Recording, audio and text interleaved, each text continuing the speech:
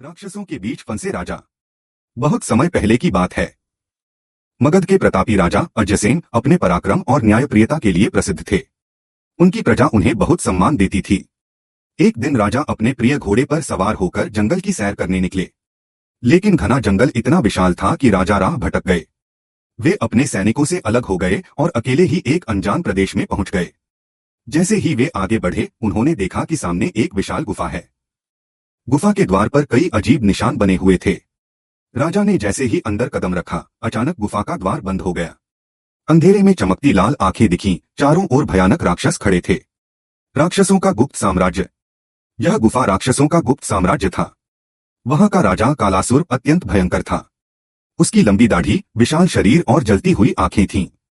उसने राजा अजयसेन को घूरते हुए कहा, तुम्हारी हिम्मत कैसे हुई हमारी गुफा में कदम रखने की? अब या तो तुम हमारी चुनौती स्वीकार करो या फिर तुम हमारे भोजन बनोगे। राजा ने निर्भीकता से कहा, वीर पुरुष कभी पीछे नहीं हटते। बताओ तुम्हारी चुनौती क्या है? 3 कठिन चुनौतियां। कालासुर मुस्कुराया और बोला, अगर तुम हमारी 3 कठिन परीक्षाएं पास कर लो तो हम तुम्हें जीवित जाने देंगे, लेकिन असफल हुए तो तुम्हें खा लिया जाएगा। पहली परीक्षा, शक्ति का परीक्षण।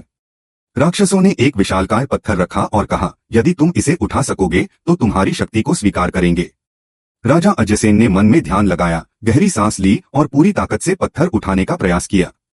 पहले पत्थर हिला तक नहीं, लेकिन राजा ने हार नहीं मानी। कुछ ही पलों में उन्होंने पत्थर उठा लिया और दूर फेंक दिया। राक्षस चौंक गए। दूसरी परीक्षा, बुद्धि का परीक्षण। कालासुर ने राजा के सामने 3 कटोरे रखे। एक में अमृत था, एक में विष और एक में सामान्य जल, लेकिन तीनों बिल्कुल समान दिख रहे थे। अगर तुम असली अमृत का चयन कर सको तो हम मान लेंगे कि तुम बुद्धिमान हो। राजा ने कटोरों को ध्यान से देखा और एक कटोरे को सूंघा। फिर उन्होंने एक बूंद उंगली पर लेकर चखा और मुस्कुराए। यही अमृत है। उन्होंने सही कटोरा चुन लिया। राक्षस दंग रह गए। तीसरी परीक्षा, साहस का परीक्षण। अब कालासुर ने हंसते हुए कहा, अब सबसे कठिन परीक्षा। यह तलवार लो और उस गुफा में जाओ जहां एक और भीषण राक्षस भीमासुर सो रहा है। अगर तुम उसे बिना जगाए उसकी तलवार छू सको तो हम मानेंगे कि तुम सबसे साहसी हो। राजा बिना डरे गुफा की ओर बढ़े। वहां भीमासुर खर्राटे ले रहा था। उसकी सांसों से तूफान उठ रहा था। राजा बहुत सावधानी से उसके पास पहुंचे, उसकी तलवार को धीरे से छुआ और वापस लौट आए। राजा की विजय। तीनों परीक्षाओं में सफल होने के बाद कालासुर ने राजा को प्रणाम किया और कहा, तुम केवल एक महान राजा ही नहीं बल्कि सबसे साहसी और बुद्धिमान व्यक्ति हो। तुम स्वतंत्र हो।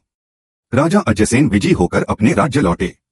उनके अनुभव ने उन्हें सिखाया कि शक्ति, बुद्धि और साहस के संयोजन से कोई